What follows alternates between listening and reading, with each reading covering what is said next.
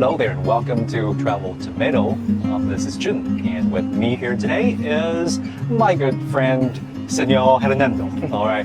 So Senor Hernando once studied in Japan for about 2 years, That's right, yeah. And also I visited Japan many times before. So in this episode, we're going to talk about the things we really love about Japan. So first of all, Senor Hernando, could you please introduce yourself a little bit? Yeah, okay. So my name is Fernando. I'm 29 years old. I'm from Mexico, and I like traveling and food. So what brought you to Japan? Well, the first time I went there was for vacation for like 1 month. By the time I used to have a girlfriend who was Japanese, so I went there to visit her. But then I got more interested myself in about Japan, so I just decided to go there as an exchange student when I was in university. And after that, I kept coming back to Japan. I've been there 4 times, and one of the times, I stayed there for like a little bit less than 2 years. So what was your first impression about Japan, and was it really different from your expectation before you actually going there?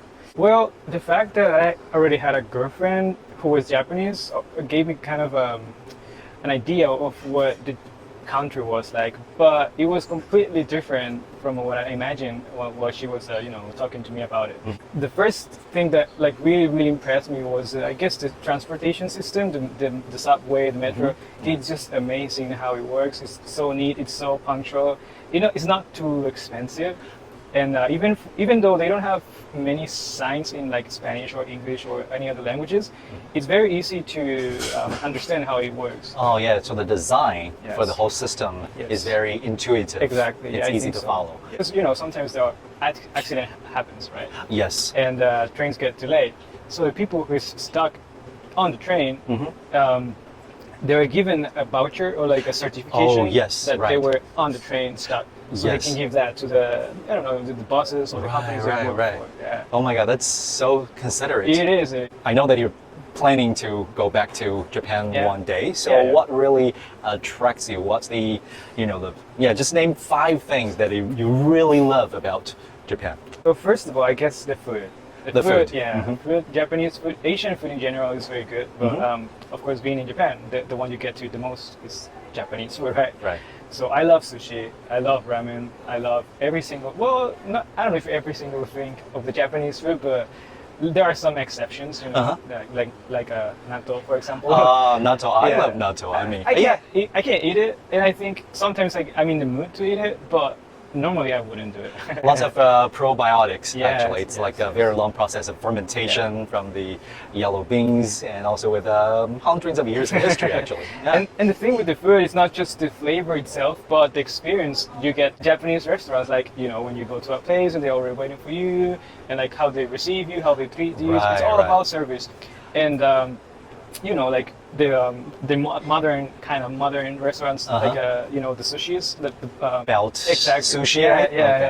yeah. Those places for me are amazing, and you can find food even in convenience stores, like very pretty well fit in convenience stores. There are supermarkets open 24 hours everywhere.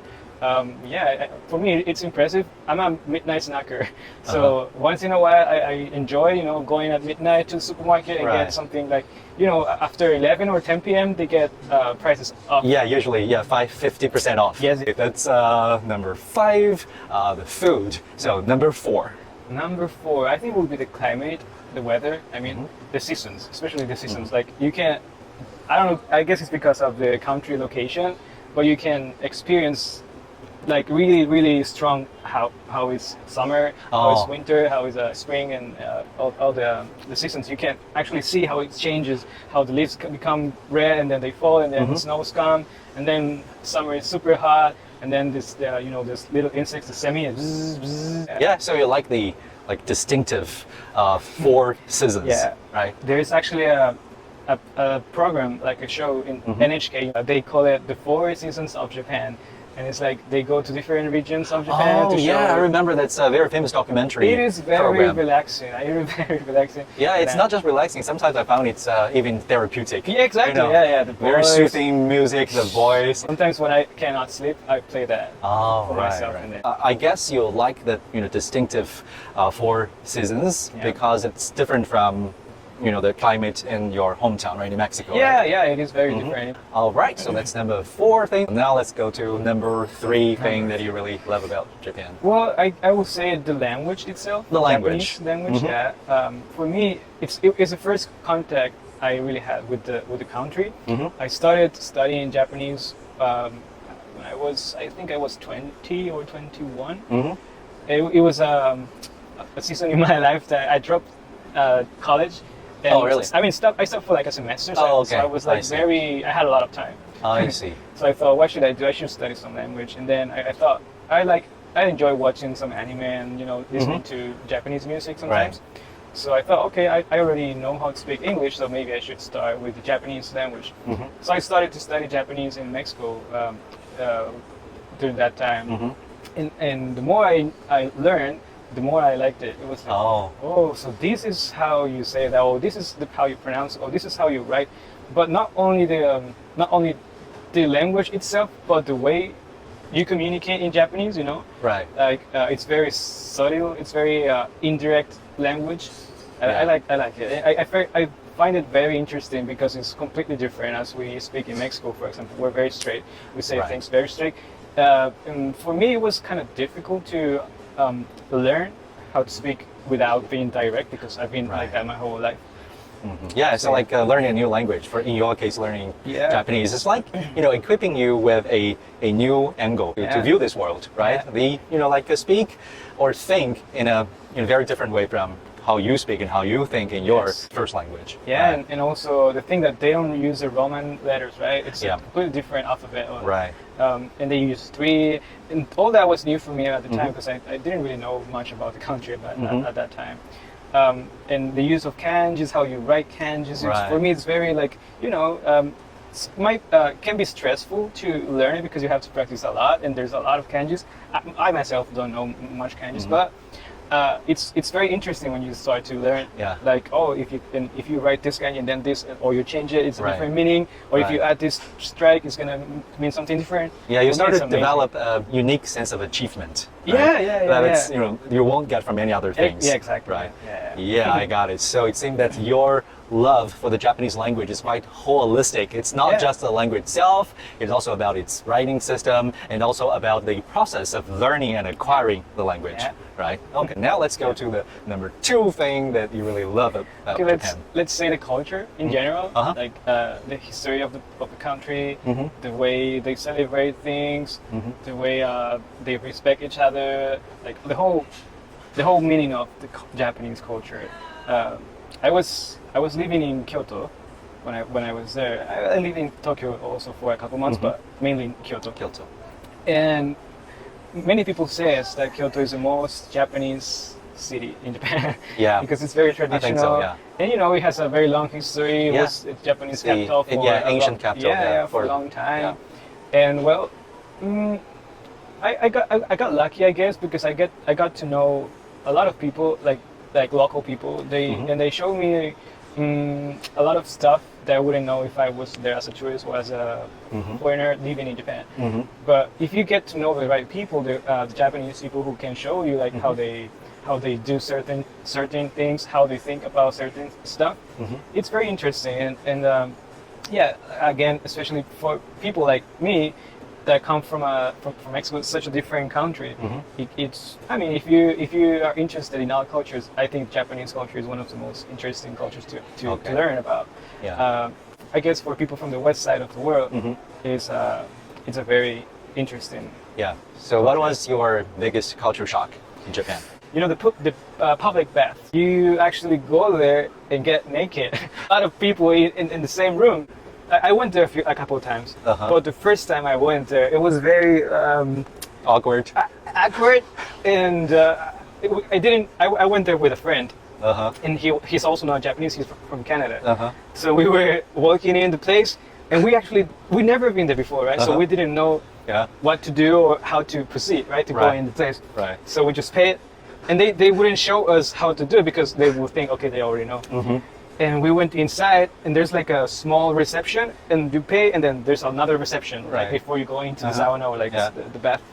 So there, you're supposed to first, have a quick shower. And we were so nervous because we were getting naked. Of course, I was nervous to see my friend, and he sees me naked, wow. and also the other people. Uh-huh. So we were too worried about that we wouldn't like think clearly. Mm-hmm. So we just got naked, like, and then go inside. And then we were like, okay, so let's get in the water. Uh-huh. And the water was boiling hot. Yeah. You can cook a chicken there. Wow. So if you go there straight without Mhm. having a shower or Mhm. like getting used to the temperature, Yeah. it can be very hurtful. And, like, Right. You cannot Because your whole system will get bombarded with a sudden change in temperature. It's too extreme change. So Right. we were like, what the hell? It's like, this is too hot. How can people be inside there? So Right. we were there for like, I don't know, 2-3 minutes, Uh-huh. and we were like, what? Forget about it. Let's go out of Yeah. here. And we just got out of there. And the funny thing was that when we went out and we started walking in the street, it was winter time, so it was cold. Mhm. I felt so relaxed. I felt so relaxed. My friend, he had a back pain, Uh-huh. and he was relieved about pain. Uh-huh. I felt so like my body felt loose, like I relaxed. see. And we were like, oh, it really helped. Yeah, So yeah. that's why they do it. Yeah. Yeah, I guess at least it can boost your blood circulation a yeah, lot. yeah, right? yeah. And relax the Wow. muscles. Yeah, it is very interesting. Wow. Yeah. Very interestingly unique experience. You should Yeah. try it if you visit Oh Japan. yeah, you should try it. All Yeah. right. Next, let's go to number Okay. one thing that you really love about Japan. It is a very, very, very important thing in life for me, and I guess for everyone in the world, especially for people who never felt like this before in their life. And I'm talking about safetyness, peace. So in Japan was the first time in my life where I felt completely and 100% safe everywhere, every time. Right. And I'm not the only person. I know a lot of friends and family too, because my brother was there too, that felt the same way. Like, oh, this is the first time in my life that I feel safe. Like you can actually leave your stuff in the street and no one will take it. You can sleep on the street and no one will bother you. I guess you've seen the Japanese salaryman Yeah. wasted in the Right, street, right, like completely wasted, and they have Yeah. the wallet, they have Right, computers, they have everything. cell phone, Yeah. money. Briefcase. Yeah, exactly, and no one will take it, no one will bother them, Right. and they know that. That's why they get that wasted, and then they feel safe enough to sleep on the street. Yeah, yeah. It is something amazing for me, and I think that was the main reason that made me want to live in Japan, because I felt safe for the first time in my life. Awesome. Wow. Yeah. Fernando. Senor Fernando, thank you so much for Yeah, thank you. sharing with us your top 5 things you really love about Japan. And Senor Fernando also has his own YouTube channel. Oh yeah. You can find it as when in Spanish you say unemomas, which is UNEMOMAS. Yeah, no worry, I will put the link below in the description area. Yeah, it's not being very active lately, but there's a couple videos you can watch there. Yeah, please also subscribe and like Senor Fernando's videos. Thank you. All right, and I think we have also a lot more to discuss about Japan or about language learning or cross-cultural communication or just the traveling, but keep some suspense for the future. And also please like and subscribe, and see you next time. Thank you very much. Thank you.